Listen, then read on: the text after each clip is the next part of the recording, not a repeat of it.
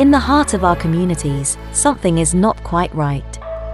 Did you know, because of living cost crisis, 4.7 million people in the UK are in food poverty, 22% of us lack essential digital skills for everyday life, and our country's getting hotter? But hold on, there's a way forward, together, with RJ4All and you.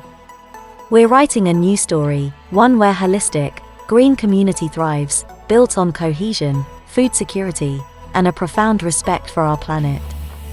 In our vision, green means no one suffers from hunger. Our food bank and community fridges have stood strong, serving over 1,500 people last year. And green means a community that cares for the environment.